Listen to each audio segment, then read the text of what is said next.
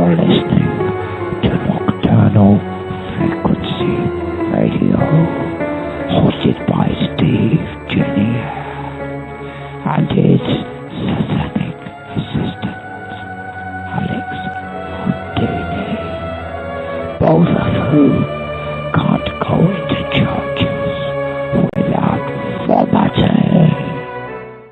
We should have that echoing, vomiting. Yes, and welcome tonight to Nocturnal Frequency Radio here live on the New Visions Radio Network. And of course. Wow, what the hell did that come from? Of course, simulcasting on YouTube, on our YouTube channel. And so with you already see him. Hey, Keith, how are you? It's good to have you back. Cowabunga, dude. Hey, it's funny. I found the clip. So, by the way, Creepy Canada, we'll play that in a bit. I gotta play it. That's hilarious. I don't look like that no more. No, I was gonna say that was what? How long ago? That was like, God, what? 25 years? 25 years? 20 years. 20 years ago, man. Holy crap! Holy. You know what? Just for refreshment, for people who are listening and don't know who Keith Age is, just give them a little bit of basic background on who Keith is. I mean, I know who Keith is. I mean, Keith, come on, who doesn't know Keith? But anyways, just let people know who Keith is. No. Okay. Now, I have been a paranormal investigator almost 60 years now. Wow. And I started back when it wasn't cool to investigate, because back then you had little guys in little white coats with great big nets running behind you if you said you were out hunting ghosts. And so I've been doing this, but a lot of people know me because I pretty much put Waverly Hills on the map. And, I was there from 2000 to 2005 and started all the tours that people still do today and all the original investigations and all the original evidence that came out of the place is most because of me and my team. For those that go a little bit further, I am the host of the Spook series. That was on Sci-Fi Channel. Me and the Booth Brothers did 10 documentaries together. And beyond that, I've been on about 40 different paranormal shows between Sci-Fi, Discovery, Destination USA, the BBC, Star Channel in England, and a bunch of others. So how's that? There you go. In a nutshell, there's Keith. And, I wanted to sort of, because I mean, you've been on the show, God, so many times. Well, you and I met in what, 2006? Was it 2000 or 2009, wasn't it? Something like that. I don't know, somewhere around there. We met 2000. It's been a long time. It's been a long time.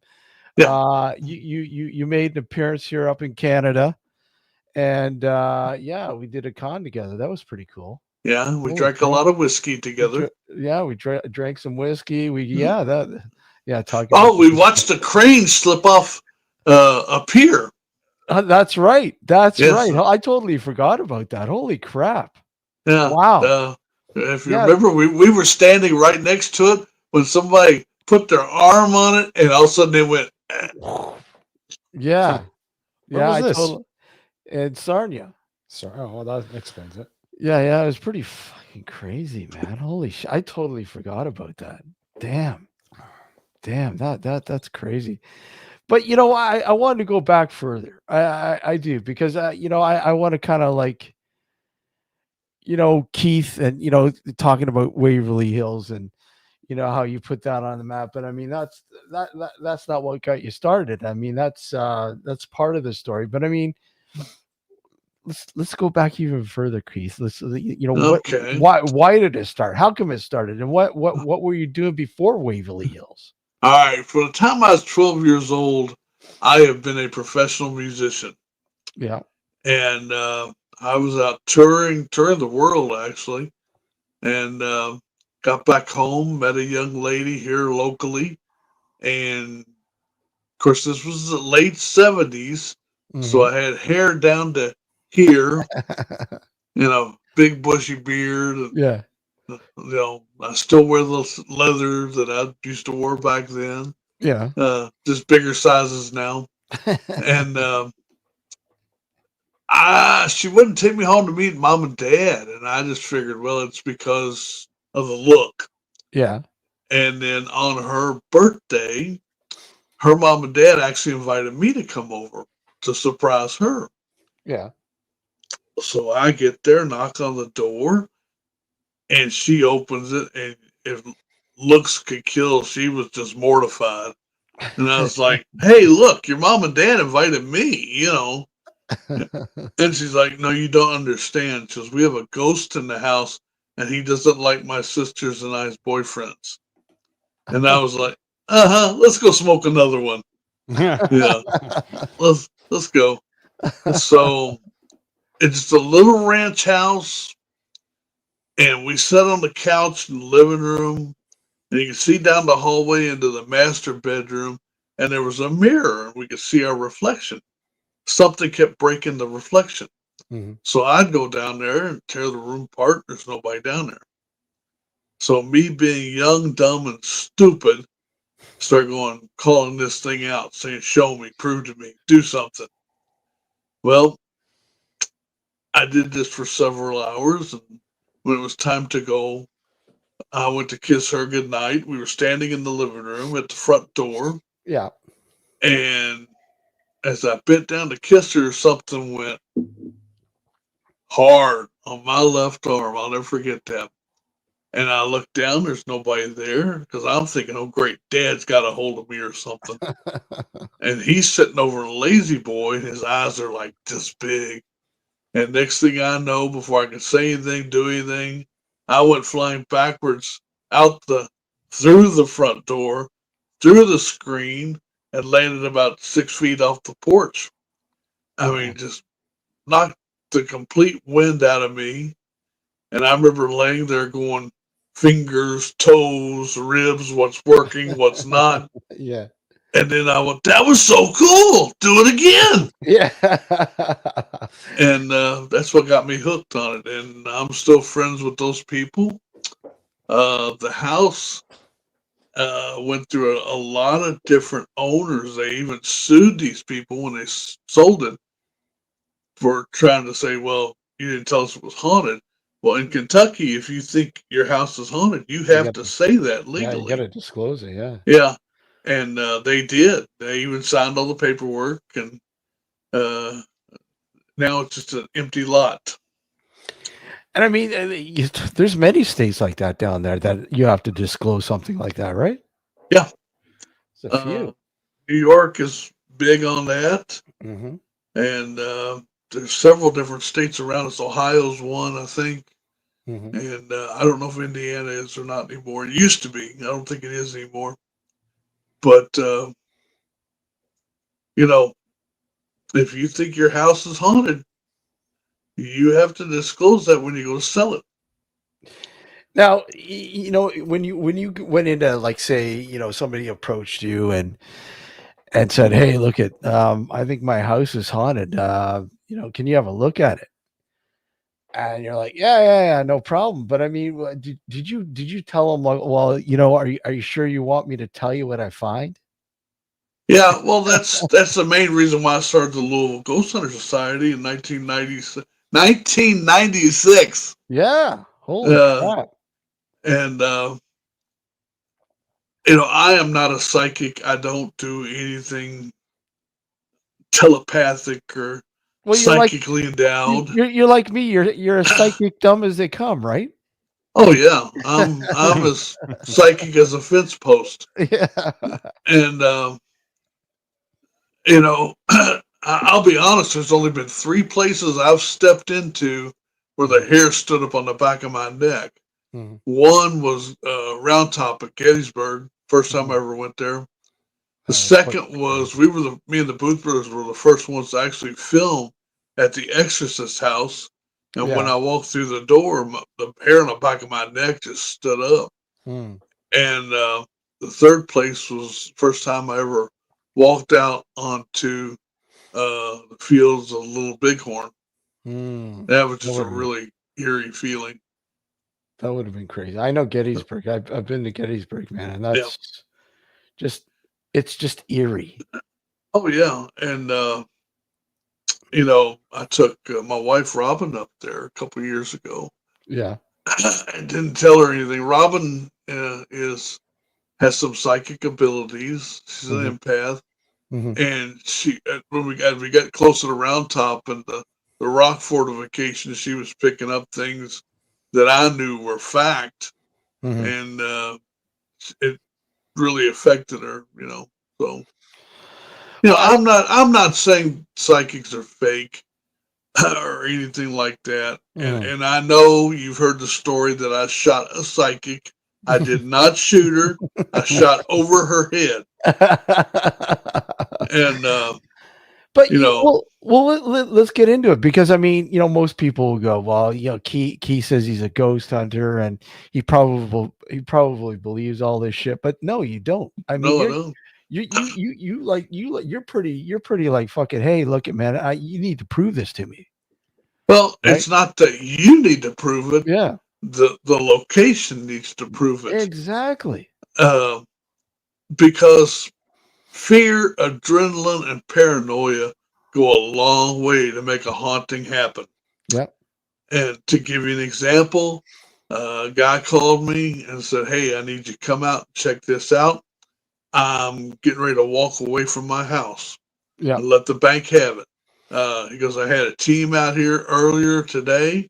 They were here for 15 minutes and went screaming out the front door, saying I had 7 demons living underneath my stairs. He said, this is a fairly new house. Yeah. I am the second owner. He goes, I don't understand. Well, we spent 6 months there and pretty much just saying, look, not, you know, I don't go into debunk. I go in to say whether something really, truly paranormal is happening or not. You go in there to explain what's going on. Yeah. As much as you can.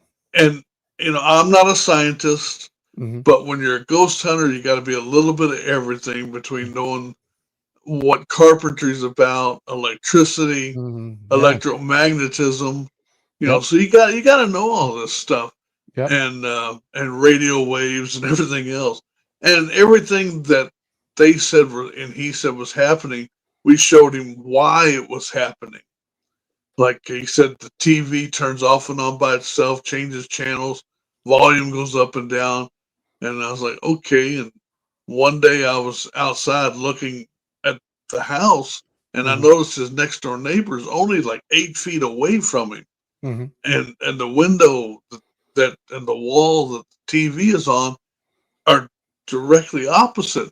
And the neighbor came out and asked what was going on. And I told him, you know, that he's having issues with his TV. And he goes, I do too. He goes, can you believe that? He goes, you think it's haunted? And I said, where's your TV at? He said, right here on this wall. I said, this wall facing that house. He said, yep. I said, oh. He goes, it's a brand new TV. I just got it at Walmart. They had a big sale going on, and I got it. Well, I went back in, found out this guy in the house that's supposed to be haunted, he bought the same TV the same day, same sale, and these TVs are facing each other, the backs of them. And there's a window right there. Yeah. So just to prove my point, I went over to the guy's house, and he let me come in. I turned TV on. Well, it came on the other house. It's called line of sight radio waves. Yeah. And, you know, and I'm showing him, you know, this is what's happening here. It's not haunted.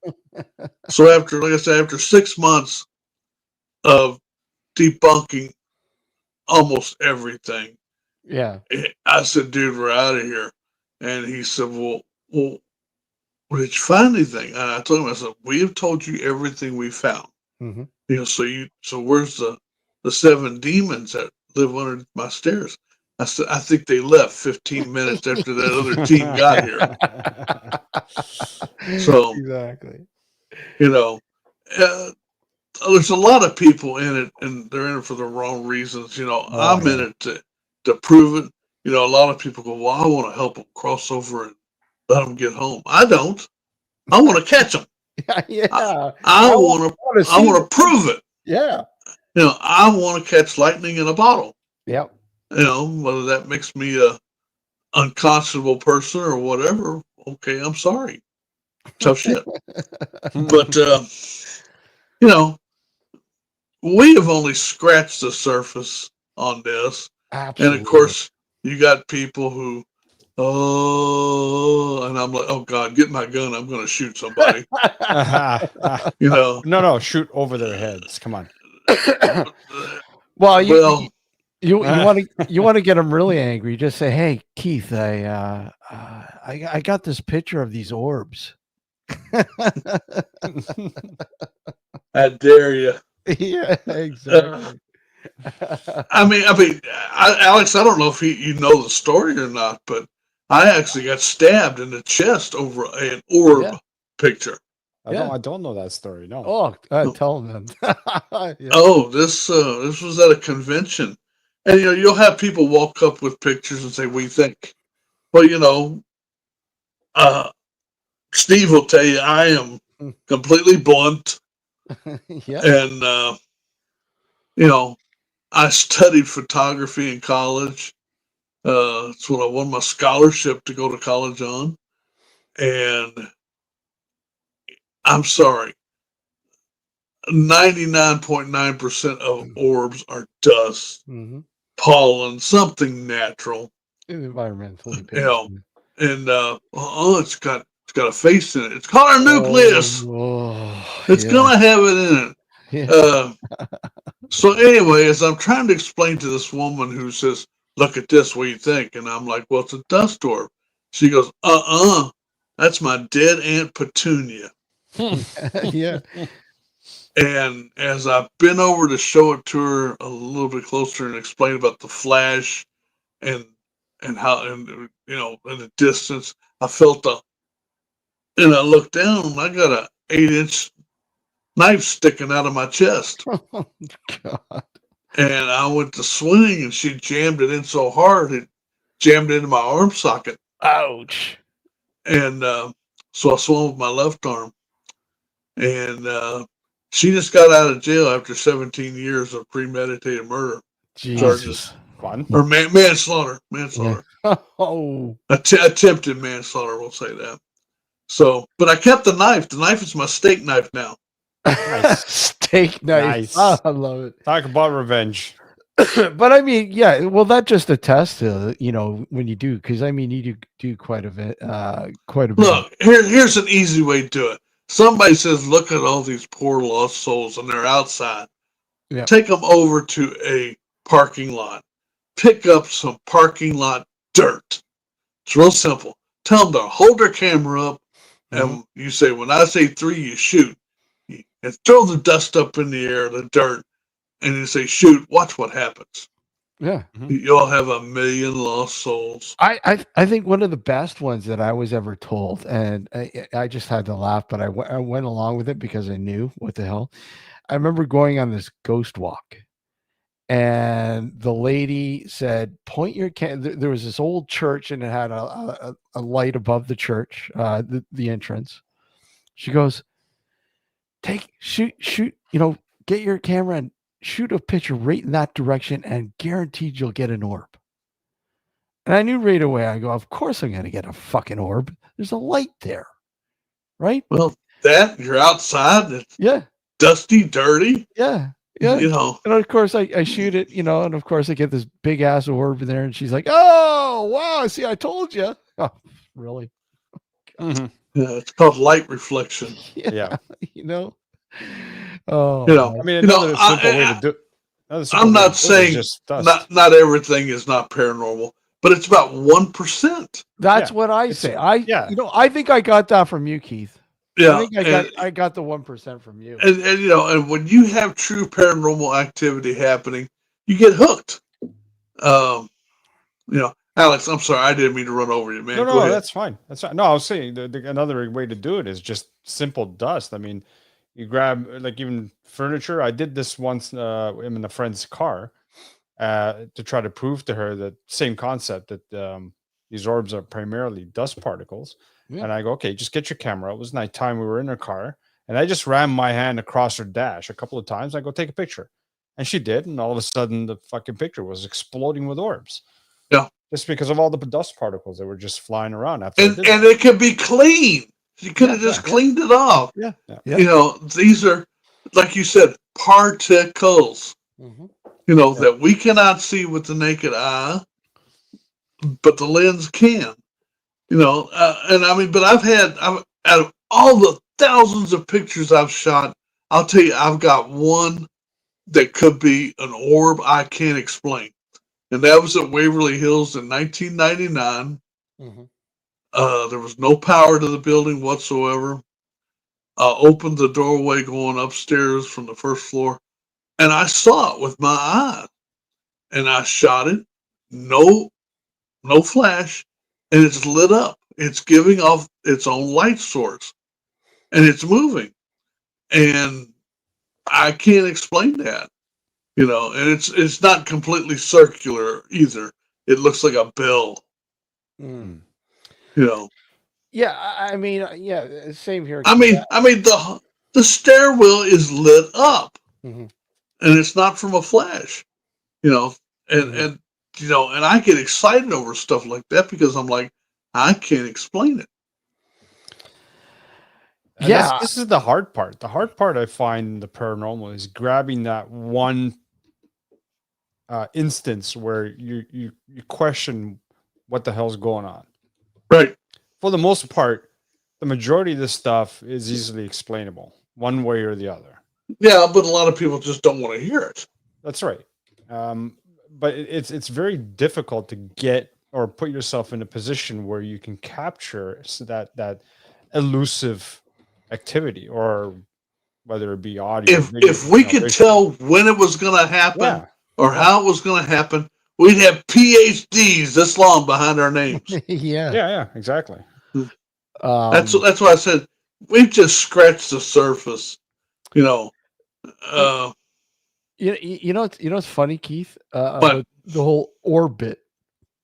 This where I am right now, the studio I'm in right now. I've had a lot of weird stuff happen, and you know, there was one time I came into the studio, and I have this little black army box that I got in upstate Michigan at an old antique place, right? And you have a double box. Yeah, so I was putting DVDs in it I was just storing some DVDs in it, right? And you know, I came up here one morning or one afternoon, whatever, and the DVDs that were inside the box were lined up on my desk here in an orderly fashion. And I go to my wife, I go, "Did you do this?" She's like, "No." Then who the hell did this? Because I mean, this doesn't make sense. It was me when I was creeping out on you. Yeah. But anyways, what I'm leading into, I was on, you know, we were on a live. I was on a live, and I had this really weird incident happen. And I don't know, maybe I should play it for you to see what your thoughts are, Keith. I think you're crazy. Well, I know you think I'm crazy. I know I'm that goes without saying, Keith. Come on. I don't have to watch this shit. No, it's pretty fucked up. But whatever. Go ahead, play it. You want me to play it? Hold on, I gotta pick it up. But I mean, when you go and like when you're doing the cons, because you know we're talking about the lady that you know just poked you there. Like, holy shit, you must deal with a lot of, I mean, some interesting people. That's a fun word. What? That's a fun word. A fun word. Interesting. Oh, yeah. Interesting. Yeah, yeah, exactly. Interesting. We're trying to be politically correct here. Yeah. No, I'm not. I don't care. I've been doing this a long time, and if you ask my fucking opinion, stupid, right? well, some people you look at and go, your mother should have swallowed.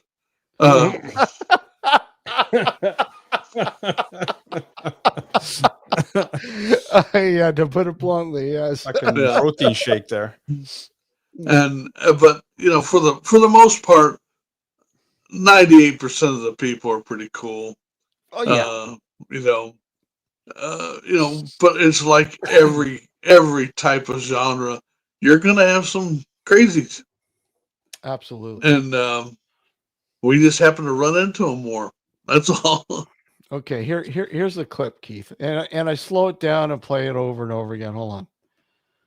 There's ways of transferring the sound into an audible sort of frequency, and a friend of mine had. Wow, that was cool. Do you see that?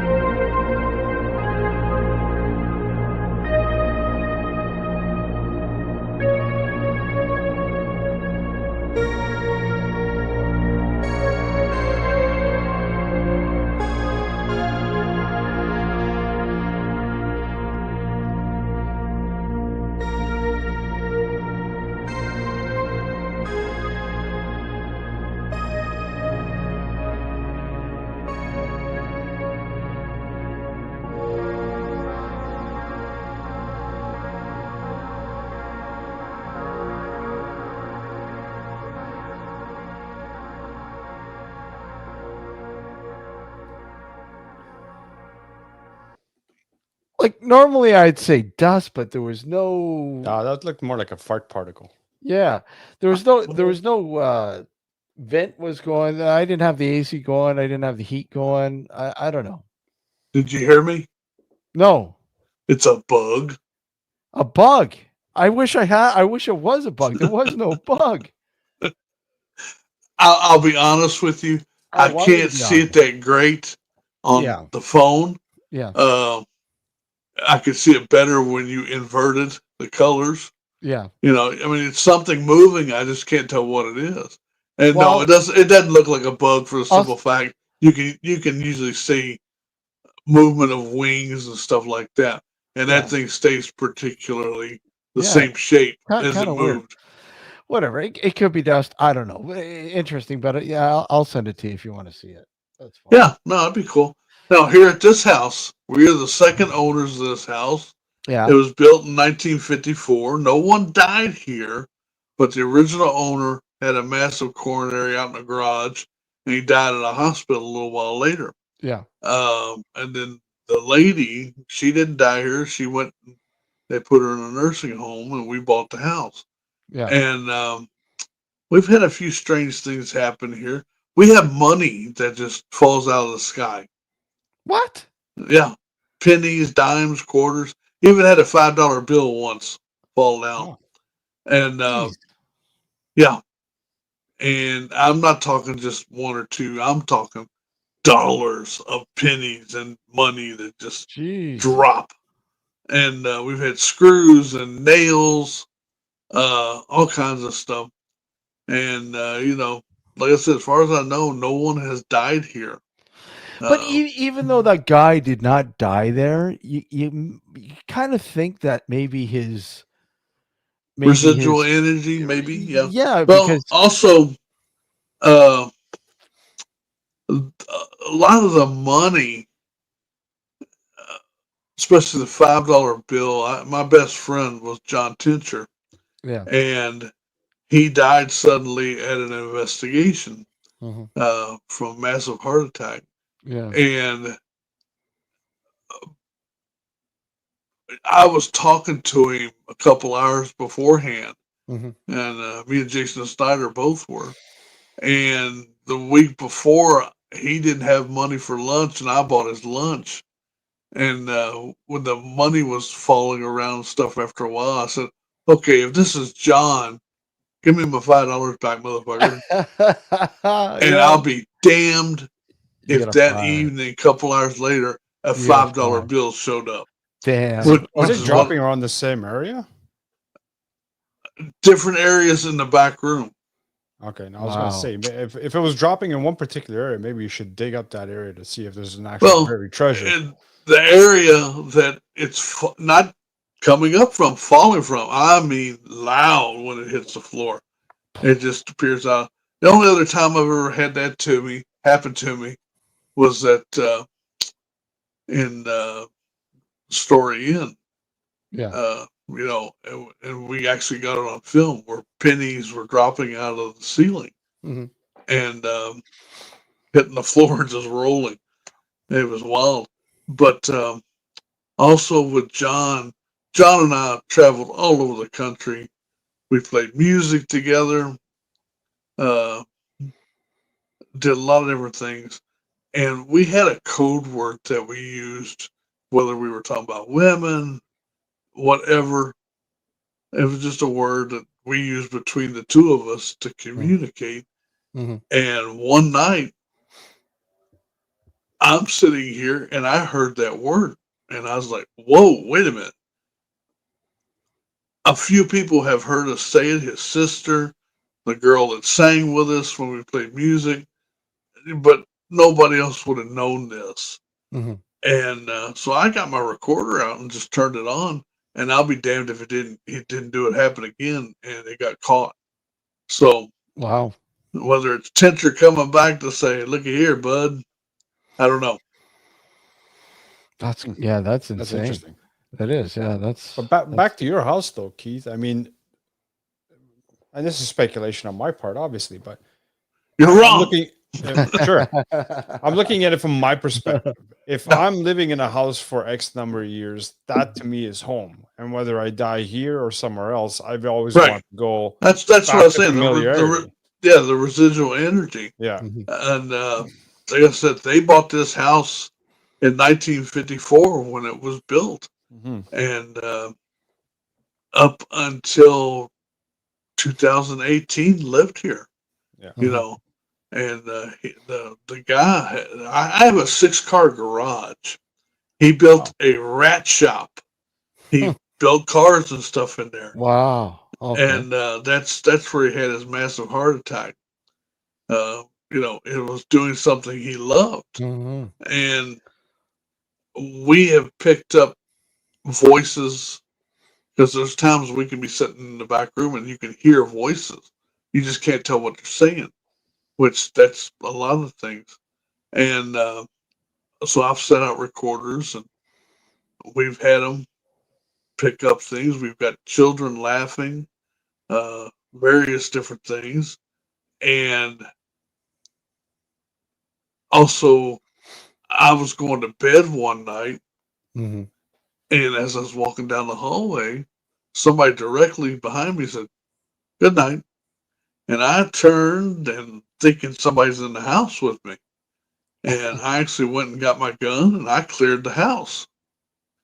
And come back and laid back down and told my wife what was going on. Next thing I know, the door handle on the door is turned. Ooh, that would freak you out, man. Oh, we lost you. Cleared the house the Nope. second Okay. time. Hmm. Steve decided to leave us. Yeah, that's crazy though, eh? Was that me that was that me that disappeared, or was I it don't know. you? It looked like, Hey, yeah, me and Alex been sitting there talking to each other. yeah, we were talking bad about you, man. It's like it's a dimensional shift. yeah, we just what happened here is we just literally we went from one dimension to another. Now all that Mandela effect we're gonna have to pay attention to. Terry Y'all are wants, nuts. Terry wants to know what kind of bullets do you use on ghosts. Don't know, never shot one. Yeah. But I carry a 45 with me.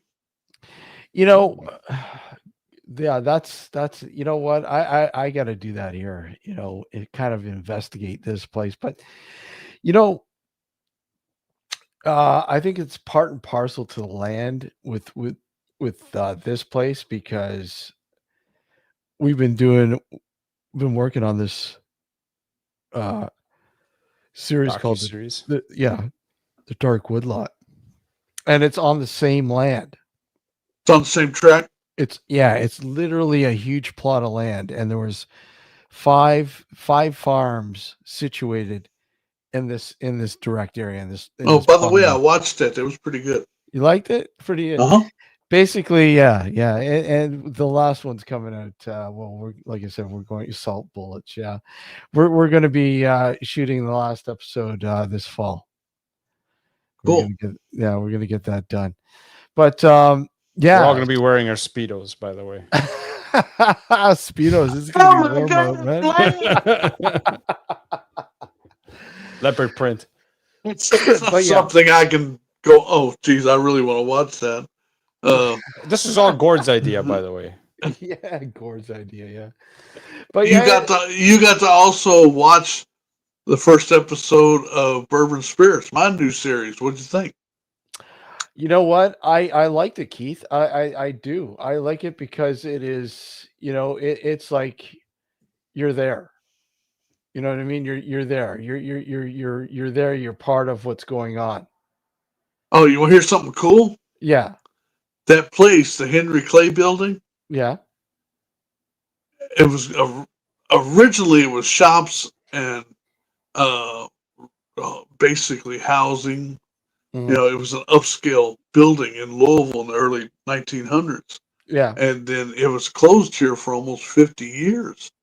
It's got 4 ballrooms in it. Damn. And it's just huge. 5 floors, had an Olympic swimming pool in the basement. You know, we got 2 stages. You know, it was built for entertainment. The little boy picture. Mm-hmm. All right. I know people are going, what little boy picture? All right. The suspended track that they used to put up in the late 1800s to the mid 1900s. Yeah. It's still there. And, you know, it's 17 feet off the ground. Mm-hmm. And they never took it down. So anyway, this place was empty for almost 50 years. Homeless people got into it. I had been trying to get into it for 30 years and finally was able to get into it. Mm-hmm. And got some just great stuff out of it. You know, the evidence that we pulled was just off the wall. Yeah. And anyway, the little boy picture Mm-hmm. that we got, it's a shot. Someone took a shot of underneath that track, and you can clearly see a little boy sitting there. Yeah. And I happened to get in contact with the daughter of the original maintenance man. Okay. And was talking to her about it. And she said, I wonder if Dad knows anything about this. I'm thinking, Dad? Where's Dad? I'm thinking, Dad probably dead at this point. And she said, oh, he's in a nursing home. And I'm like, oh, okay. And she said, no, he's got all of his cognitive faculties because he's just paralyzed from the neck down. Ouch. Yeah. And he's 90-something years old. Wow. So she said, "Would you like to talk to him?" I was like, "Hell yeah!" You know. Yeah. So she goes and visits him at the nursing home, and she pulls it up on her phone. She said, "Dad, what do you think about this?" He goes, "That's little Bobby. I'll never forget the day he died. He was walking on the track with his father and fell off and broke his neck Oh, because I wow. was standing there." Damn. And he said, "I'll never forget the sound it made." He said, "That's little Bobby." He said, "But there's a problem." I said, and I'm listening to him. I'm like, "What's the problem?" He says, "This picture's in color. We didn't have color film back then." Well, they did, just nobody used it back then. Yeah. You know, and this was 1927. Damn. So I was like, okay, there's a good verification. So when's everyone gonna be able to see the first episode? Well, hopefully, I'll have a new editor on board here soon. Hint, hint. Yeah. And because we're talking about John Tincher, John was a big part of it, like I was telling you when you and I were discussing this. Mm-hmm. And he was also the second cameraman, and also the editor. And so we've got one in the can complete. Yeah. And we've got the rest of them shot, just trying to find somebody that can actually do the editing. And JC said he'll promise you he'll get a hold of you this week. Sure, no problem. It's and they're what the format you're saying what 20, 25 minutes somewhere around there each episode. Yep. And okay, so bourbon spirits. So since we're into it, let people know where did bourbon spirits come from? What's give us the origins of bourbon spirits and what you're trying to do with it. Where do I live? I know where you live, but they don't know where you live. Well, tell them, where do I live? Kentucky, Louisville, Kentucky. And what's the home of bourbon? Bourbon, Kentucky. Of course. Yes. Yeah. So it was just bourbon spirits was a good play on words. I liked it. Mm-hmm. And, almost every place we go to in the series has something to do with spirits. Yeah. Whether alcoholic spirits or other spirits. And, we actually go to a lot of different places, and I actually go out of state to one of my favorite places, which is the Roth House, which is, the home of the Wasika Wonder. And me and the Booth brothers filmed there. We were the first ones to film there too. Mm-hmm. And that's up in Wasika, Illinois. And we filmed there, and just because it's a favorite place of mine. Yeah. But I am not the star of the show. I'm the executive producer. Little lady by the name of Shannon Edens Humphrey and her team. Mm-hmm. They are the stars. And I love Shannon. I've known her for a long time. And Susan and Joe Beth and all of them that's in her team are just really good people. And, it's fun to watch them react. And, you saw the ballroom, where the cat balls that light up started rolling around. Wow. We had to bleep Shannon out. That was great. Got to keep it PG, right? Well, as much as you can. Because, even though it's going to be streaming on YouTube, on the YouTube streaming service here this year sometime, you still, hell, you've been around me, like I said, almost 20 years. I've got a mouth worse than a sailor. Swear. No way. You don't swear. I've never heard you swear or say a bad word in my life. Are you out of your fucking mind? No, I'm sane. Okay. Just checking. Just checking. Are you saying, Keith, that you have a trucker mouth? I have a what?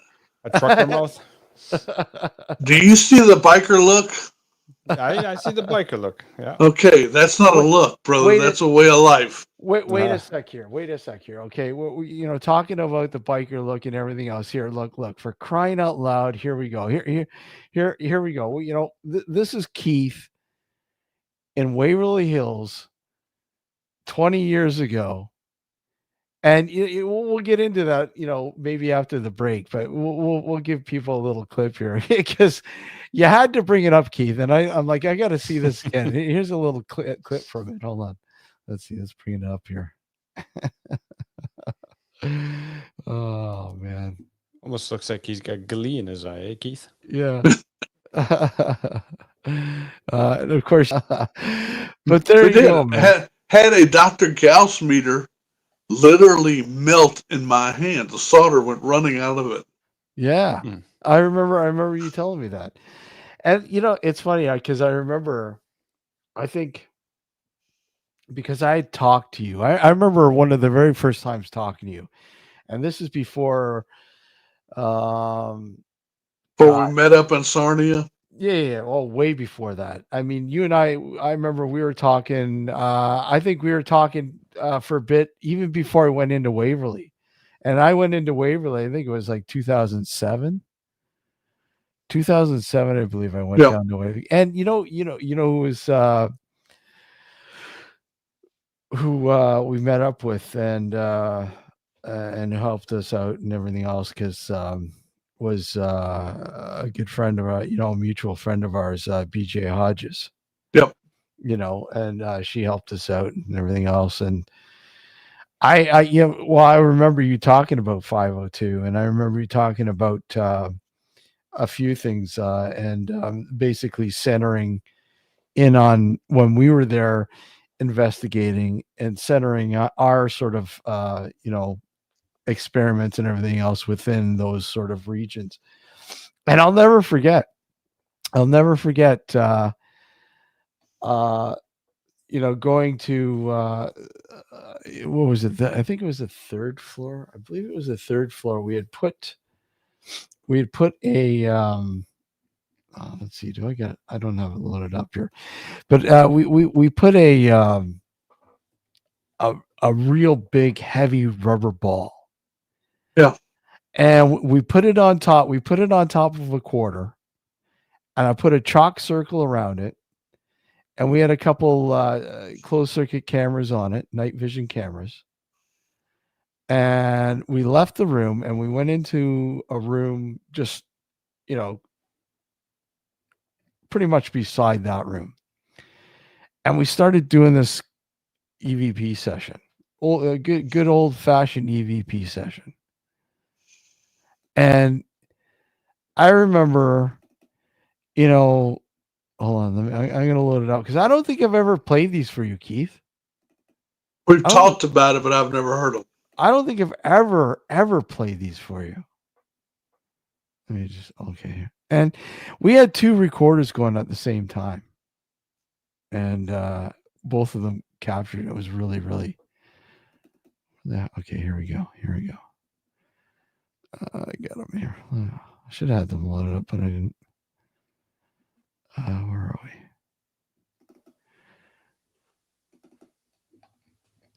I keep going right by them, so I want to make sure I have the right ones. Load them both up. So I'm gonna load both the versions up, and because I want to make sure that's the right one. Yeah, I think this is the right one. Yeah, that's the right one.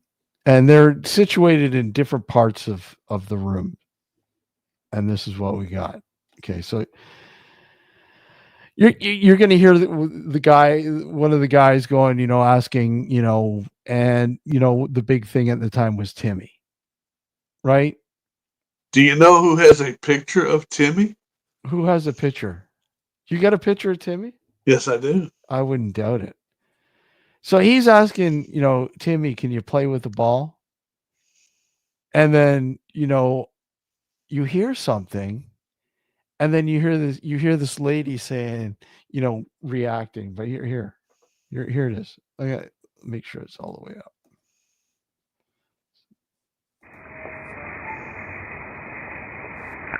Did you bring that tennis ball to us?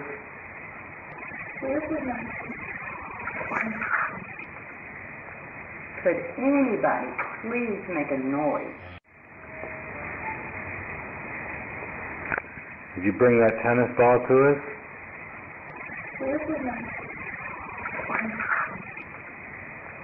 Could anybody please make a noise? Can you hear that okay? Yeah. Right. And so you hear the pronunciation with the first kind of childlike voice, and then you hear something in the background. It sounds like another kid saying something in reaction. And then all of a sudden, you go to the other recording, which is the same thing, but only from a different vantage point. Did you bring that tennis ball to us?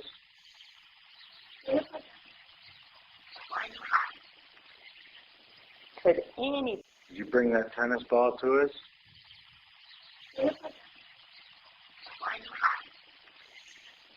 could any Isn't that crazy?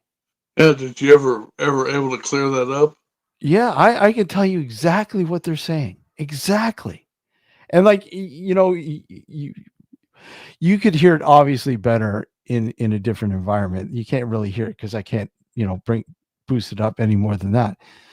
But you clearly hear what the boy is saying in the first clip. What's he saying? He's saying, but there isn't any ball. And then all of a sudden, when you go to the other clip, you hear the muffled voice kind of responding after he says that. And then in the second one, like the different recorder, you hear the voice, the fourth voice, the boy, it's just muffled. And then you hear the reaction, and the reaction is, it sounds like a little girl whispering, the one you like.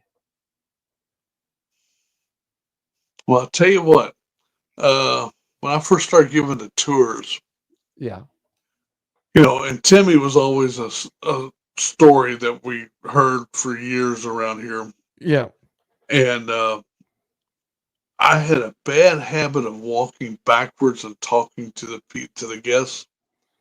And back then, there was 3 feet of garbage and dust and debris inside Waverly Hills and all the hallways and everything. And one night I tripped, and of course I landed hard and cussing and looking around to see what I tripped over. And it was a little leather ball. They don't make leather balls like this anymore. No. Not since the 50s, when Wilson vulcanized rubber. And, at that point, after that, the only thing, leather balls that are around are soccer balls, which didn't become popular until the 70s. Yeah. And footballs. And this wasn't a football. This was a little leather ball. So we got done with the tour. It's the last one of the night. We took the ball, we put it up on the 5th floor. Come back out, waited about 20 minutes, went back in. The ball is now down on the 1st floor. This went on for hours. We'd move it, it'd get moved again. And finally, right as it was starting to get daylight, it disappeared from the 3rd floor and didn't see it again. So now you tell me where a leather ball came from. Yeah, exactly. Because that's the story of Timmy. He plays with a little leather ball. Yeah. Well, and of course, it from what I remember, expanded too. Because people were saying you just bring toys in there and Timmy will play with it, right? Yeah, people have, yeah. And I've seen videos where balls have just taken off and rolling down the hallway. I have one, and that's what I was getting at. We had that ball trained on a quarter to see if it would move when we came back to check on it, right? Yeah. And sure as shit, man, when you watch the video, you see this thing playfully moving around, moving around. And at one point, you could see us in the background, going, by the doorway there, and it stops. And then we leave, and it kind of, right? And then it returns back to the quarter. Yeah. So when we went to go check on it, we didn't think it moved at all because it was sitting on the quarter still. Well, and that's the thing. Not everything is completely plumb and level. Yeah. But when you watch the ball go on one track, you go, okay, it's probably not level. But then it circles around. Yeah. You're like, what the hell? It can't be that far off. And then it doesn't keep the same track. It moves around, goes different places. And you're like, centrifugal force won't do that. Sorry. No. And And it's it was crazy.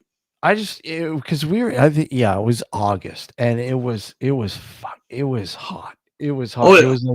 It was probably about, I'd say about 104 Fahrenheit. Mhm. Probably give or take about 104 Fahrenheit. It was hot.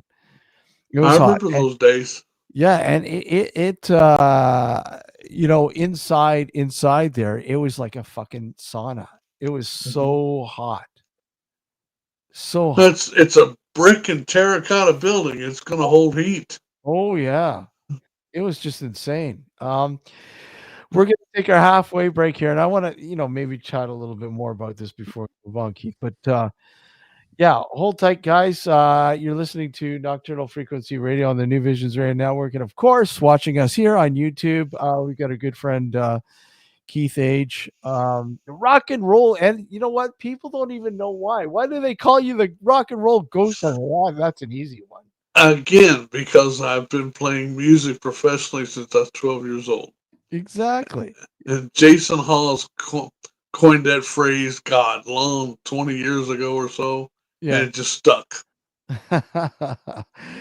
All right, guys, we'll be right back with Keith. Don't go anywhere. Again, you're watching and listening to Nocturnal Frequency Radio. We'll be right back.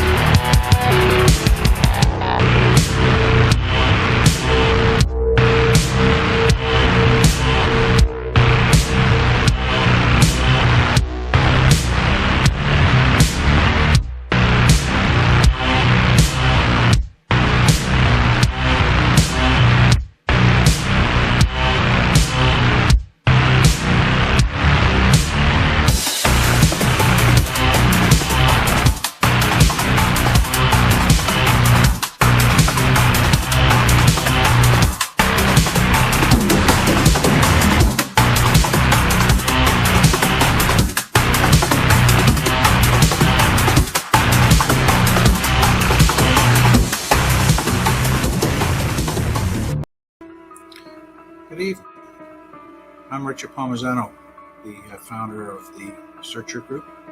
It's a paranormal company, the oldest in Canada. I founded it in 1979, which not only makes me old, but makes me doing paranormal research and field work for just under 45 years now.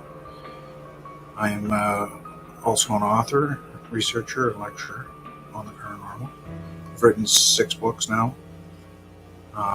And I really enjoy coming on with Steve and Alex on Nocturnal Frequency Radio, as well as listening to the shows, because there's a lot of interesting guests there. I like it, looking at this stuff, because it opens your mind to other options and other alternative thoughts. And, there's always time to learn new things.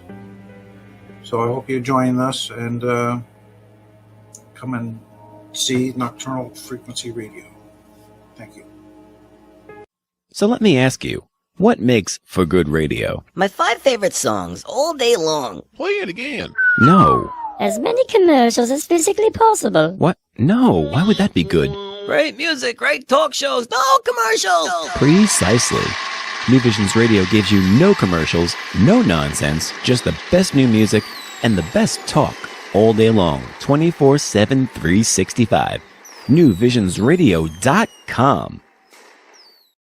Hey guys, Kristen here, host of the Paranormal Girl podcast, a bingeable exploration and deep dive education about the paranormal for the skeptical believer. Some of my past season topics have included shadow people, Mandela effect, demons, and UFOs. Currently, I am tackling Bigfoot. I have been sharing this journey with my audience since early 2021, and I have learned a lot these last few years.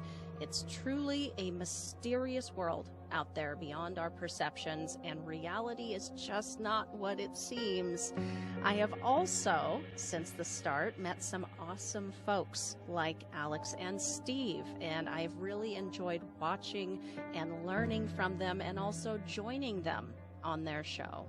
Their guests are always outstanding, their listeners are just the coolest, and these hosts are some of my favorite people.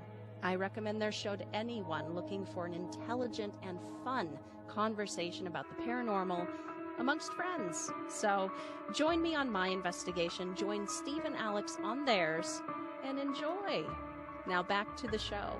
You are watching Nocturnal Frequency Radio. That you are. Welcome back. Nocturnal Frequency Radio here live on the New Visions Radio Network, and of course here on simulcasting on the YouTube channel. Holy crap, I never get used to that YouTube channel. And we're here with our good buddy Keith H. Keith, I mean,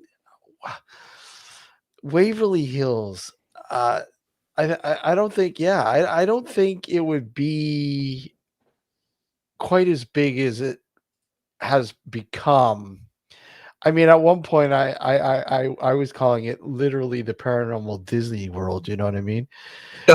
Yeah. But I mean, if it wasn't for like a lot of the stuff that you did in the early days with that place. Thank you. I agree. I'm not trying to be modest or nothing, but no, absolutely. I agree. Yeah. I mean, when I wanted to know more about that place, like I said, I remember contacting you and talking to you about it, and you were kind enough to, lay it out, as you normally do, bluntly, and saying, hey, yeah. But I mean, yeah, I still remember our first conversation, and you were like, because you weren't there anymore. You had moved on. I think you weren't there still, and and I remember asking you about certain things, and you were like, well, it's a great place and everything, but I've kind of moved on, sort of thing. But I mean, when you were doing that, and I remember you filming the stuff. And sort of bringing this stuff to light. I mean, what was one of the craziest moments that you had there? Getting my head busted open with flying debris. Exactly. And I was gonna point that out because I figured that's what you'd say. Not just once, 3 times.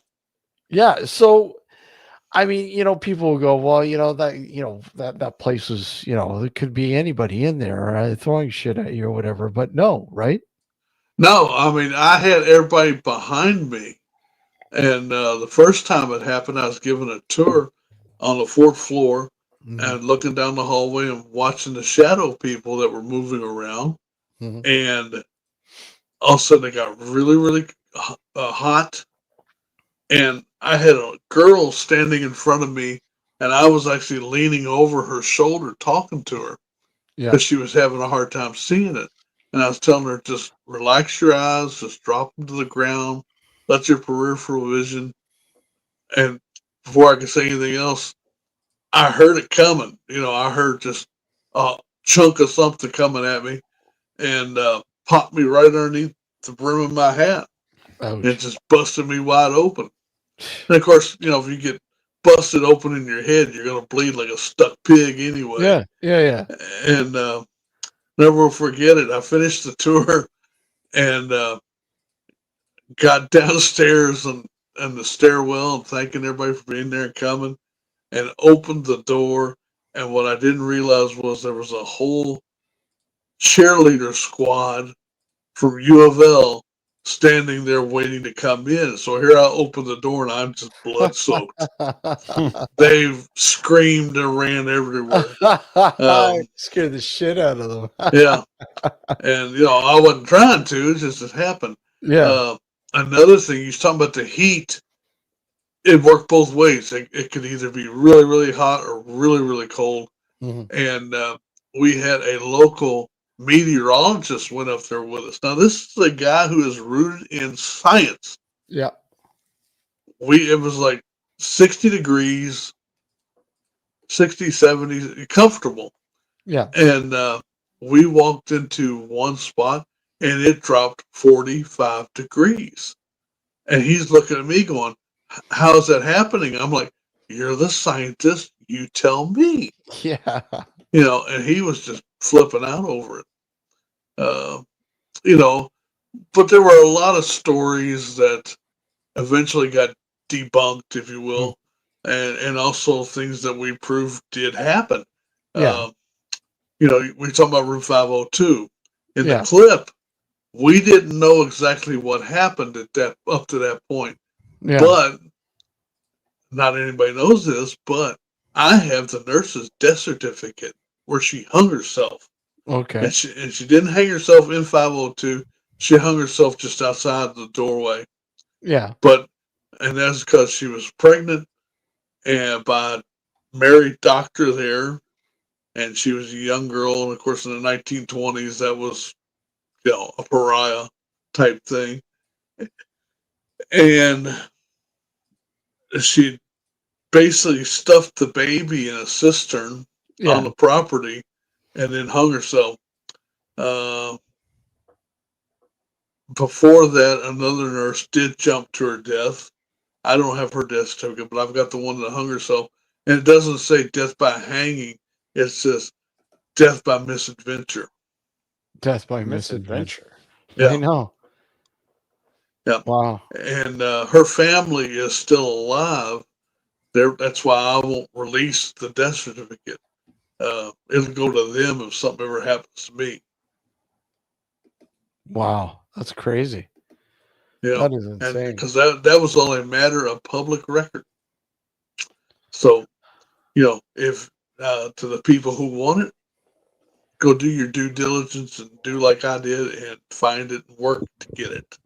Because that's the whole point about what we're doing.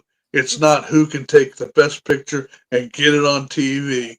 And they're like, well, you have a TV show. You've had a lot of TV shows. I never tried to be in a TV show. It just fell in my lap. Yeah.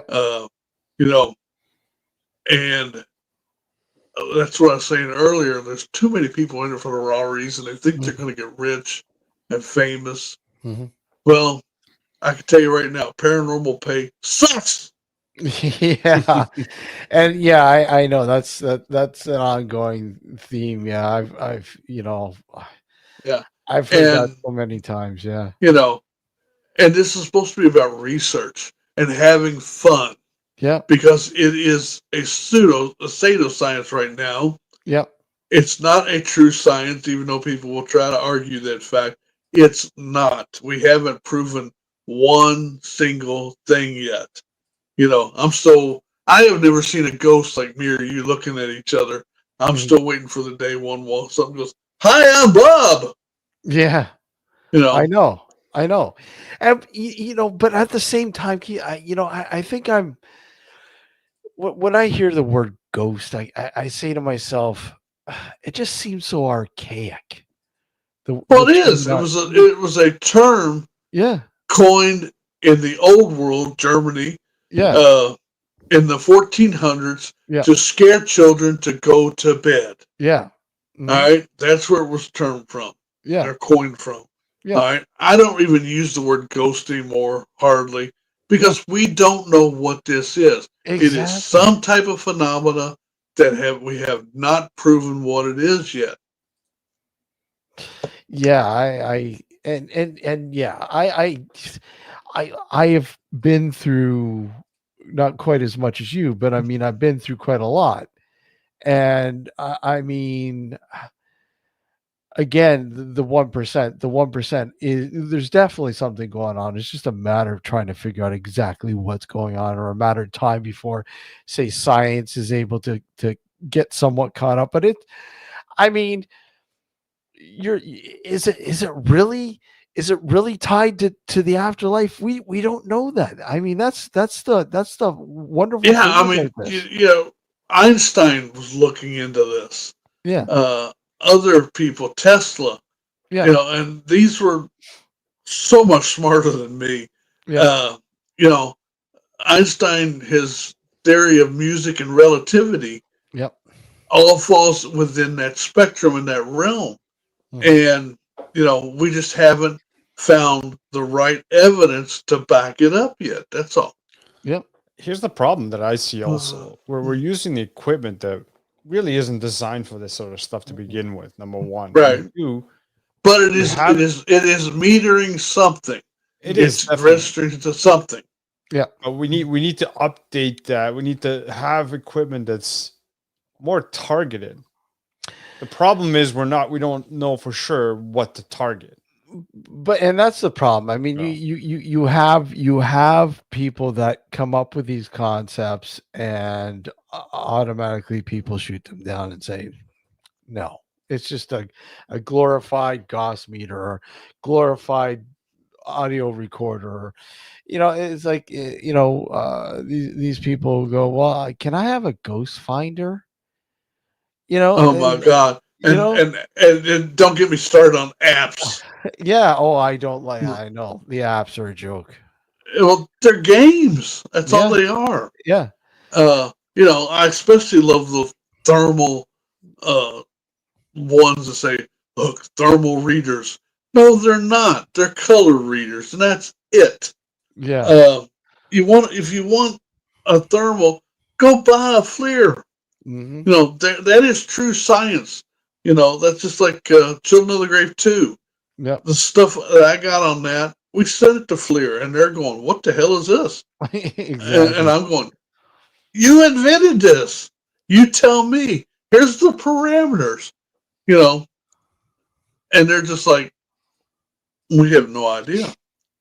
But again, those companies are not interested in trying to find a ghost because they got so many different applications you can use it for and make money. Yeah. Which is the same way with TV shows. Mm-hmm. That is one good thing with the Booth Bruce. I'm sorry, I got the hiccups. That they kept their word to me. Yeah. With everything we did. And that was, if I could prove what something was, they said it. If I didn't know what it was and couldn't prove it, we said that too. Yeah. For Soul Catcher, it looks on thermal. We see what looks like a bear coming at us out in the Navajo desert. Yeah. And the range. And when it gets up to a rock, all of a sudden it's an Indian. And we're like, whoa, Yeah. Full ceremonial headdress and everything. And we're like, what the hell? Where'd this come from? Yeah. One of the things that's happened during filming in an old abandoned high school, I had a tug of war with a rope. Yeah. And it didn't make the filming because Sci-Fi said nobody ever believed this. And I had somebody go outside, and where the rope was coming from, the rope was used with a rock on the outside of it, a big heavy rock. Yeah. And it was used to keep the door shut because the window was busted. Mm-hmm. All right. This thing is dragging me across this floor, and there's nobody there. I had them go outside and check, make sure there were no people out there doing it. And they said you can clearly see the rope moving, and that was 2009, 2010, 15 years ago. It's that movie Drag You to Hell. Keith, we're dragging you to hell. Yeah. Well, what's funny was you could hear my feet scraping the gymnasium floor, because I'm leaning back and got both arms pulling into this, and this thing is just dragging me to the door. Why would they leave that part? Why would they leave it out? Well, because like you said, no one would ever believe it. It's like, oh no, this is supposed to be about paranormal investigation. Why the fuck would you leave something like that out? I know, but that's the thing. People automatically assume it's bullshit. Yeah, and it's made for TV, and like I said, it didn't make the cut. For the Haunted Boy, there's things that we filmed inside that house that did not make the cut. That to me were just so phenomenal happening, we couldn't believe it. And faces were appearing in window panes, and one looked like Jesus Christ, one was a child. And we were up on the second floor. This is an outside door. It's like 6 degrees outside. It's cold. And these faces are appearing. And Ashmore Estates, we filmed what we think is some type of residual rape that was happening. And we filmed it on thermal. That's insane. And again, that wasn't put in. Well, I could see something like that, but yeah, I'm just saying. Look, when you're dealing with big companies like NBC, Universal, and other big corporate giants, I had a contract I had to sign that was that thick of things I could do and couldn't do, in public for 7 years. You had to park that potty mouth, right? That and the drinking and the smoking and no motorcycle riding, couldn't wear leathers, but I've never worn colors anyway. Yeah. But under the leather, I never stopped wearing it. Yeah. And then there were times when you get pulled into the lawyer's office up in New York and say, "Look at this," and I'll never forget. The last time I got called into their office, my manager called me and said, that your contract has expired, and they really can't tell you what to do. And so I was like, okay. So they're reading me the riot act. I can't remember what it was for. And it was something about the way I was dressed. Oh, it was a picture of me on a motorcycle. And somebody else had posted it. It wasn't me. And I finally asked them, I said, "How many movies have I made for y'all?" And they went, "Oh, 5." I said, "Try 10. Have you ever taken a really good look at me? I'm standing here, leather, head to toe." Yeah. And they're like, "Well, and I said, "Number 2, my contract expired 2 weeks ago. Why am I even here?" Yeah, exactly. So I got a free trip to New York. Hey, why not? Take it, right? Right. But, it's, there's so much more than just filming a ghost show when it gets picked up. There's, number one, they're going to treat you like crap because you are not an actor. You're not in SAG, the Screen Actors Guild. You Nope. don't have a union backing you up. Nope. And, they can do whatever they want pretty much. Yeah, exactly. And people don't realize that. I mean, when a lot of these guys like are filming these TV series, it's what the producers want. They don't care if Right. they want you to fake something. They you might be totally against it, but it doesn't matter. I mean, it's either you do it or you leave. Yeah. Right. And like I said, that is one thing I am so proud of the Booth brothers for. They never, ever did that. And they always stuck to their guns. Yeah, no, I always enjoyed the stuff that you guys put out. I mean, I really did. And I still like I always fall back on Spooked. Right? Thank you. I like that one. I think that one is a really, really cool fucking documentary / whatever. But I mean, I honestly like that one. And it's not like a lot of the shit that you get now. I mean, you look at a Right lot of now, everything that's out there is throw whatever you got at the wall and let's see what sticks. yeah. And nothing is sticking right now.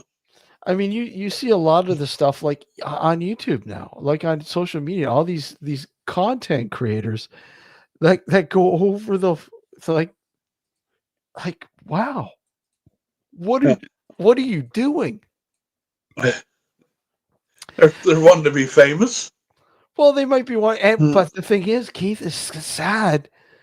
There's like a lot of these guys have like literally thousands, if not millions, of subscribers watching this shit and believing every word of it. Yeah, buying into it. It just baffles my mind. I equate it to, when we were kids and we used to watch wrestling. Yeah. You bought into it because you thought it was real. And then, all of a sudden, it's not scripted. What are you talking about? What? It's well, real? Let me back you up a little bit. I am friends with a whole lot of wrestlers. I have been in the ring myself. And yeah, it is scripted, but the bumps that they take. No, I get that. Yeah, no, I know that. People, what I love is people go, oh, the mat is padded. It has a 1/4 inch of padding on over 2x12s that are laid across the ring. You don't think that hurts? Oh my God. And, I'm still friends with a lot of them. And my wife, do you know who Al Snow is? No. From WWE? Oh, yeah. Okay. Okay. Well, he runs OVW Wrestling here. Yeah. And the old Davis Arena that they used to do it in, I got to go investigate it. And my wife and Shannon, we were talking about it earlier, got to actually get up in the ring. And they were like, oh, my God, there's no padding on this at all. Yeah. And these ropes are actually steel. They're not rubber. They are steel cables. Mm-hmm. And,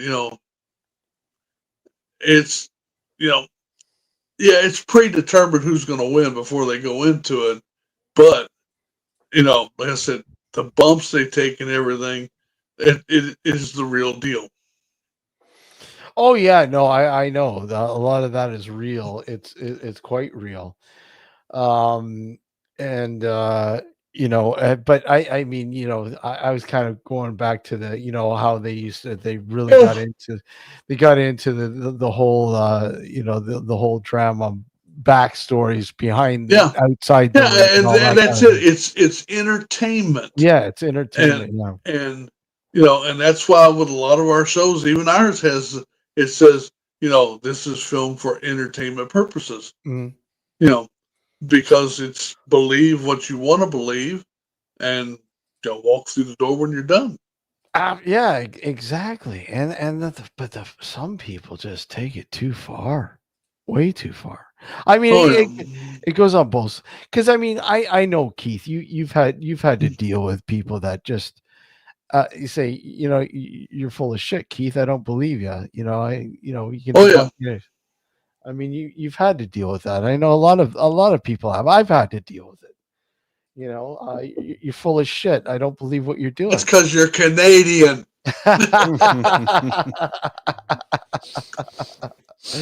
Oh man. I'm kidding. You know I love you. Oh, hey, I know, Keith. You know, I'm an adopted Kentuckian. Yeah, I love Kentucky, man. I fucking Not even the do. right way to say it. No, it's not the same. That's not the right way to say it. What Kentucky. Kentucky?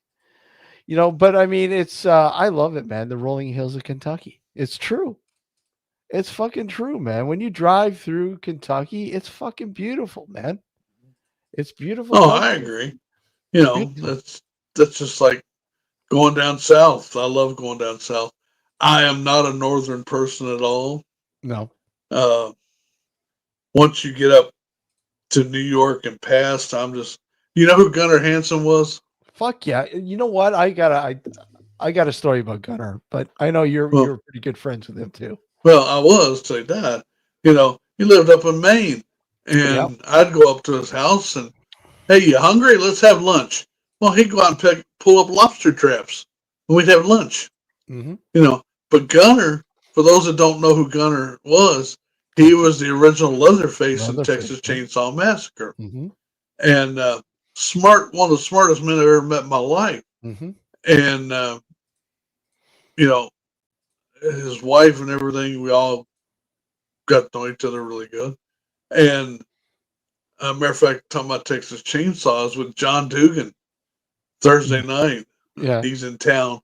And, you know, I love John Dugan. We haven't seen each other in a while. Mm-hmm. And we used to travel together and do a lot of stuff together, a lot of shows and stuff. And, you know, but I just don't care for the people from New York up. And yeah, that was one of the things I was really worried about with Canada when I was started doing shows up there. That's what was going to happen there too. And but I was gleefully wrong. You know.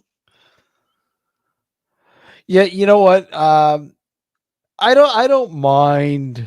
You know what? There's a lot of beauty in upstate New York, Western New York, and you know, getting over to Vermont is just absolutely beautiful, right? Yeah. And but yeah, the people, yeah, I get it, like because it's a totally different mindset than it is when you go more down the south.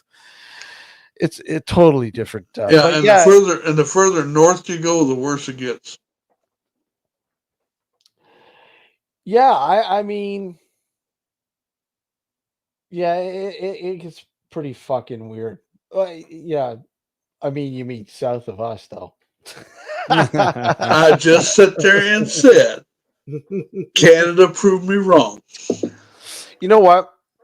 I went out to BC for the very first time. I went to Vancouver Island.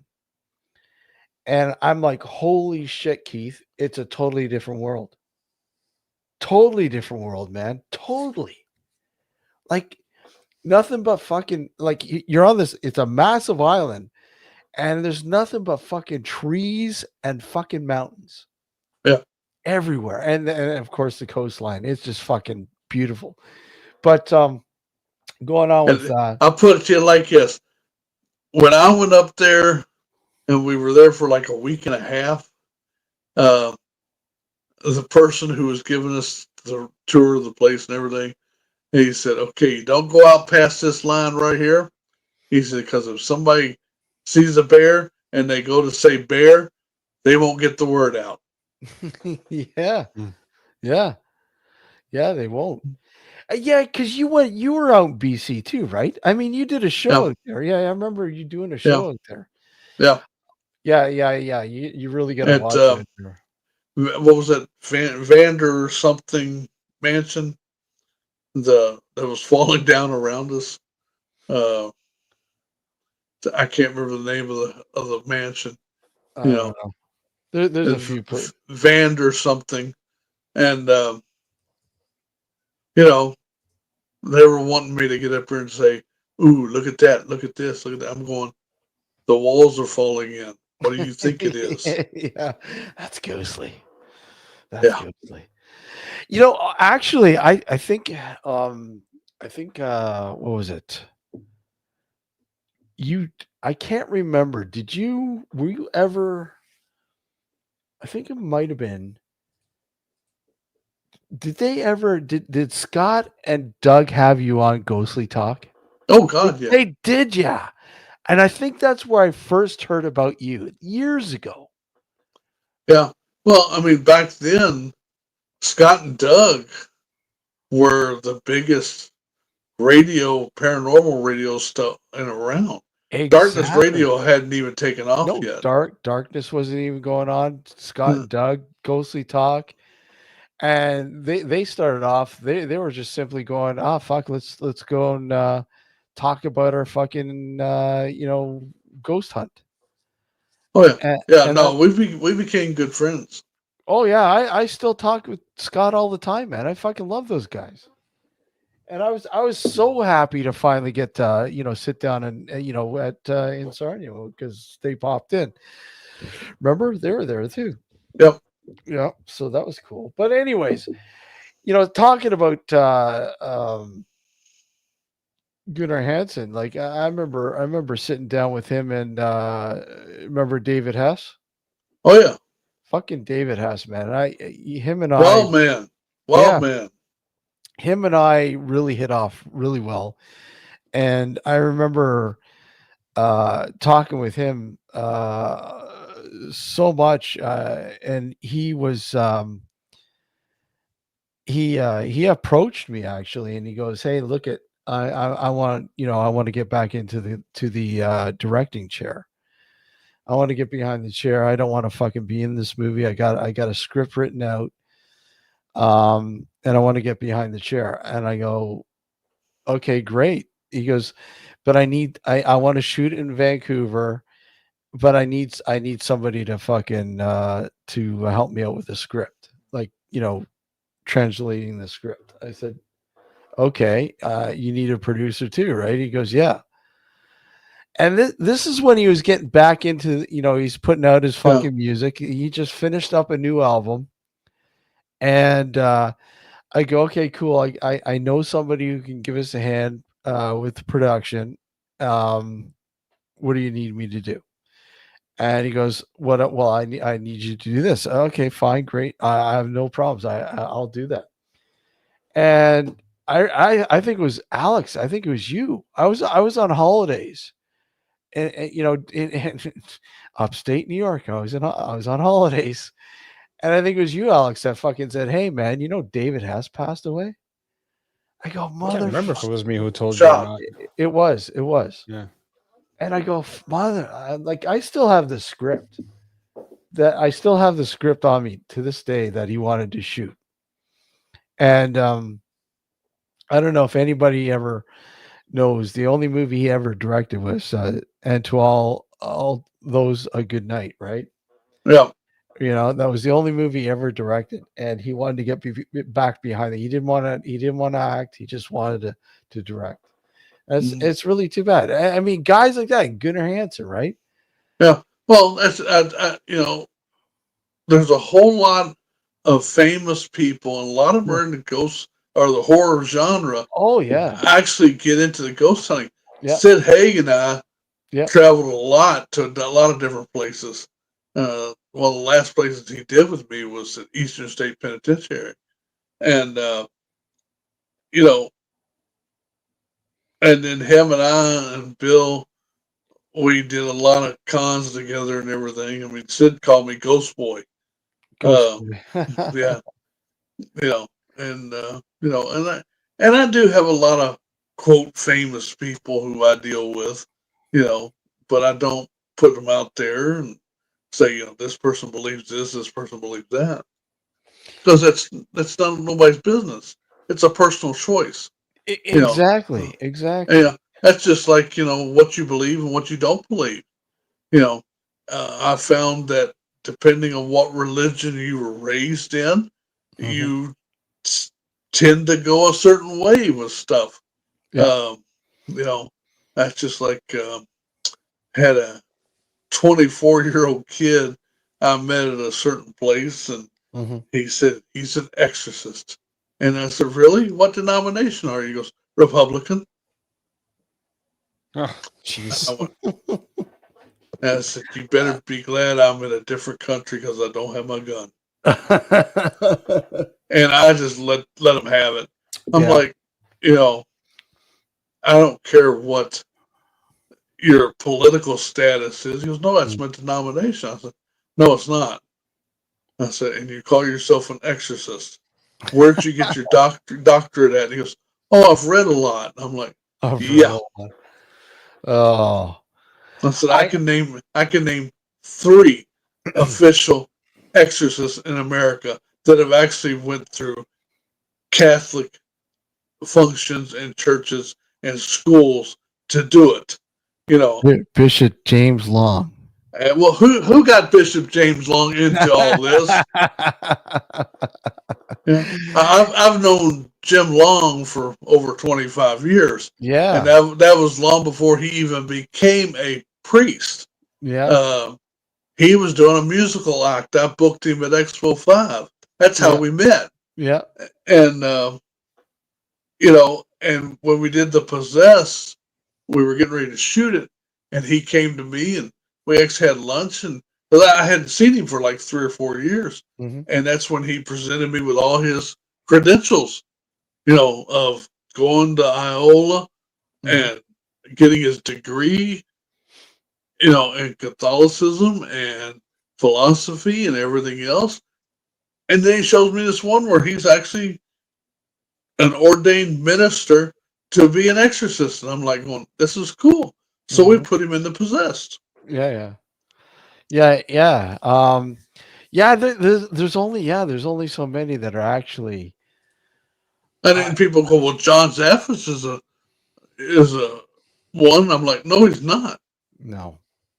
Not technically or legally. I said, but he has got the time and the credibility put behind it. He can do that. Well, that's the thing, and people can't sort of decipher they can't, they don't know the difference. They just figure, well, hey, and how many people, Keith? How many people are out there that claim that they're a demonologist? Oh my Lord! How many books have you read? Yeah, there's just so many, and it's just. Yeah, I mean, we could talk about bogus bishops for a while. We have her on this show so many times, but that's too bad. But we only got 15 minutes. Yeah. Yeah. What talking about investigating or places that you'd like to get into, where would you love to get into that you have yet to get into? Ireland. Yeah. Oh, Ireland would be great. Ireland. Yeah. Any particular places in Ireland or just anywhere? Oh Lord, I just lost it. I'm getting old and the sundowners are kicking in. And in the Highlands and the moors and everything, I'd love to go out there and do that. Scotty Roberts is a real good friend of mine who is basically a modern day Indiana Jones. Yeah. Him and I have talked about different places and stuff. He's actually, investigated the pyramids of Egypt. He's gone into places nobody else has. In the same way with Ireland and Scotland. I mean, I've been to England 6-7 times and been to a lot of different castles and stuff. Yeah. And I'm, Australia, I traveled for a week on a motorcycle all the way across Australia and found a lot of different places that I wanted to go to and got to see. And, but Ireland has just always eluded me for some reason. Yeah. I've been to pretty much everywhere I wanted to go. You said you've been to England, 6 or 7 times. Did you ever have a chance to do Highgate Cemetery? Highgate Cemetery. I don't do cemeteries. I'll be honest with you. But this is just not any cemetery. The backstory with this place is incredible. Well, again, when we're dealing with just cemeteries, Highgate, I've been to it. I've seen it. I've walked through it. Not walked through, but actually rode in a car through it. Yeah. And taken a lot of photographs of it. because the monuments are just insane. Yeah. And just the artistry is just, I mean, we're talking 500 and 600 years of people there. But when we're dealing with cemeteries, unless something specific has happened there and then that we can document, again, I'm not a psychic. I don't go, oh, I feel this. I don't. I'm sorry. Yeah. If I'm a psychic, I would have ducked when things have been thrown at my head. Mm-hmm. I didn't.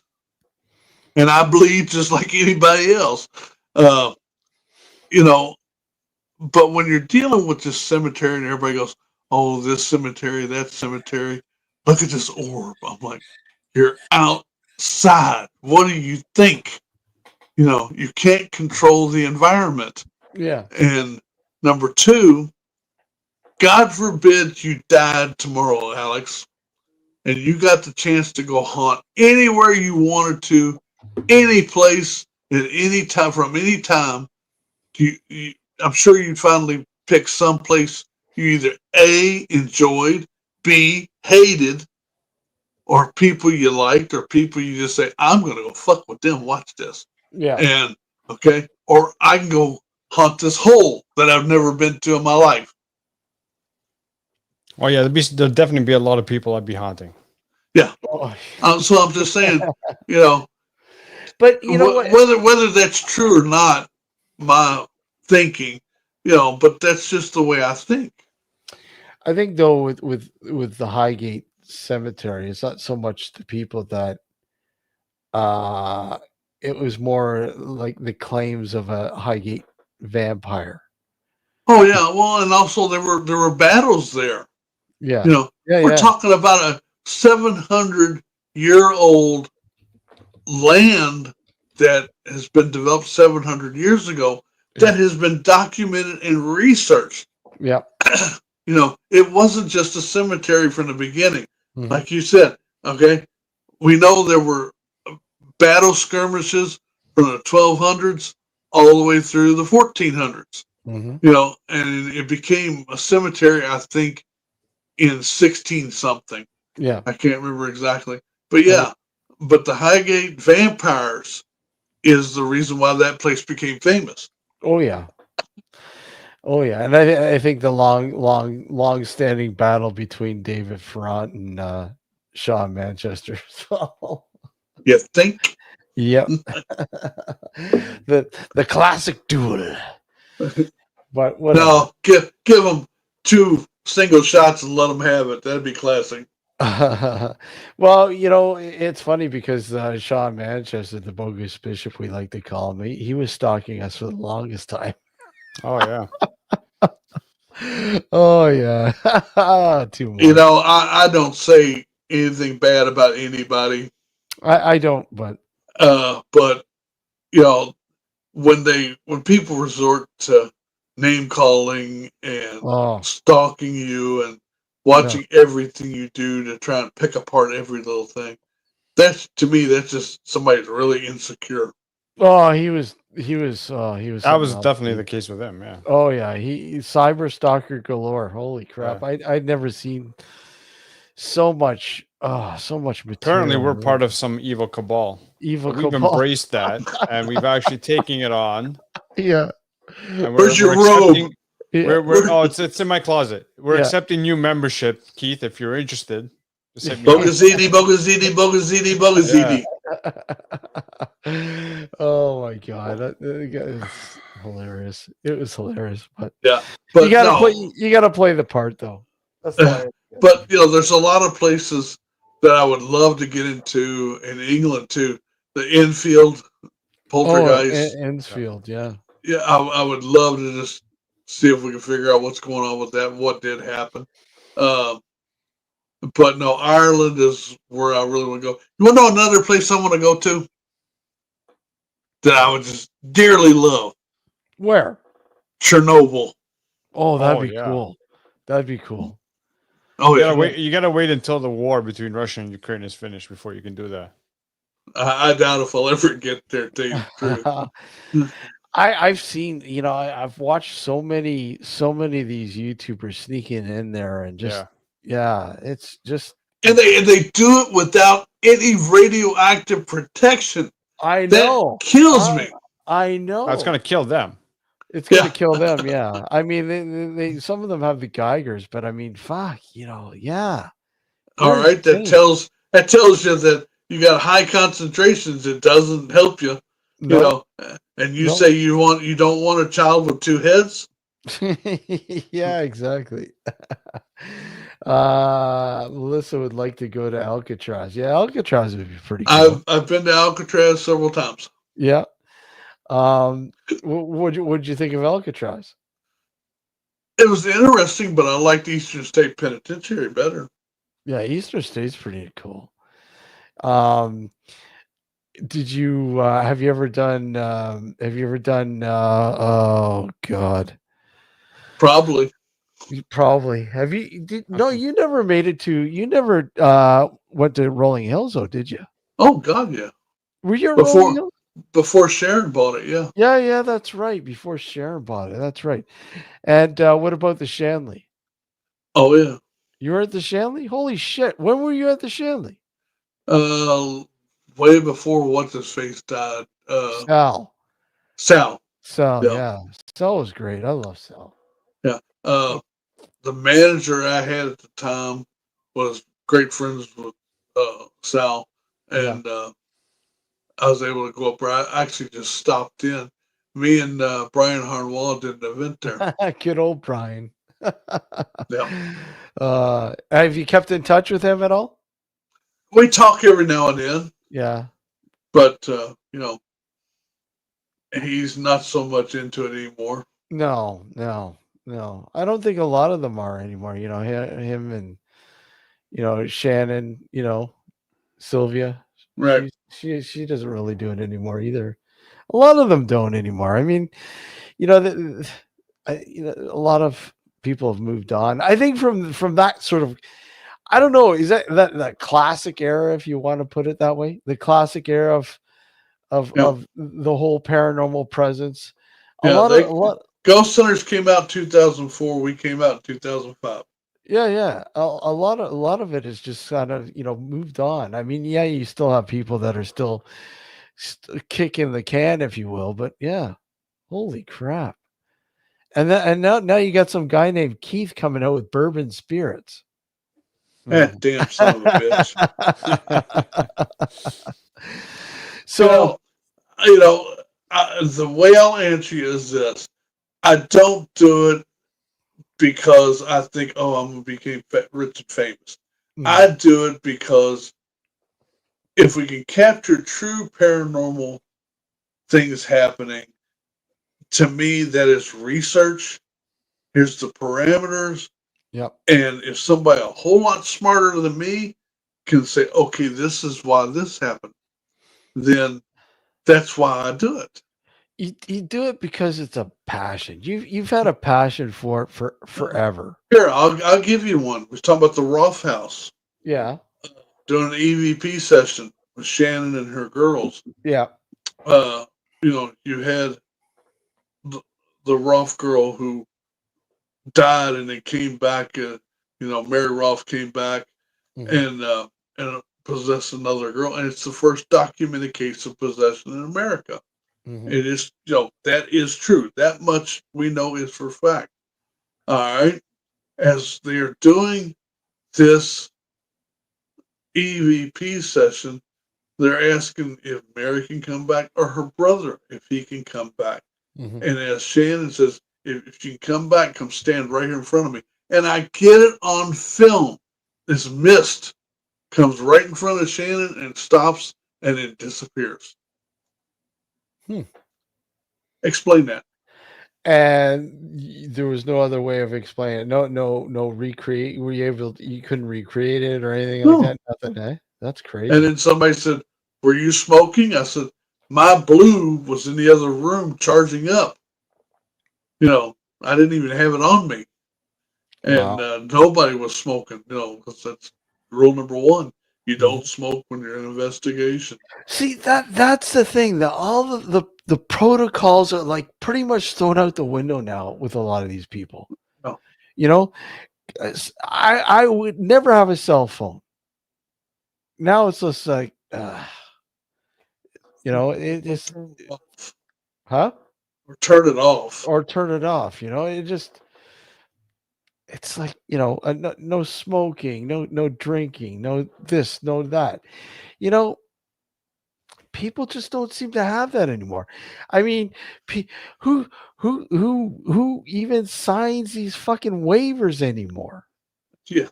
3 weeks ago, I went to a place I've been wanting to go to for 15 years. Finally got into it.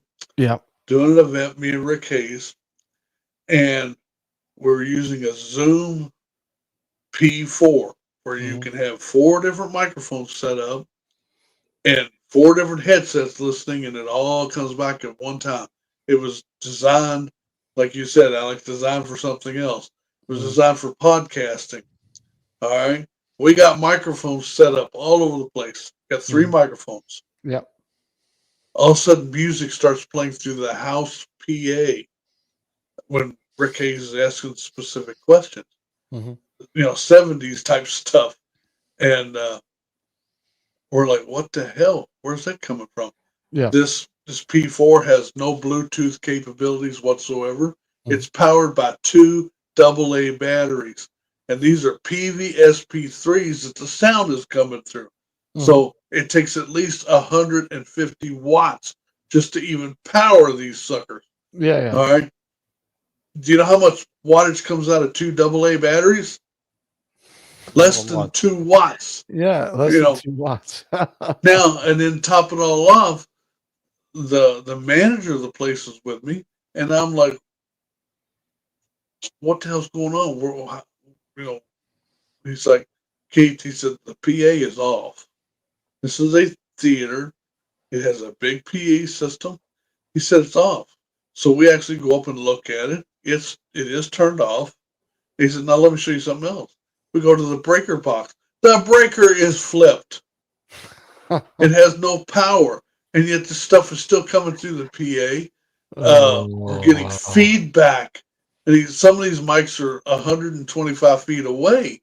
We shouldn't be getting any feedback whatsoever. Yeah. So something is manipulating the gear and equipment. And that's the cool stuff.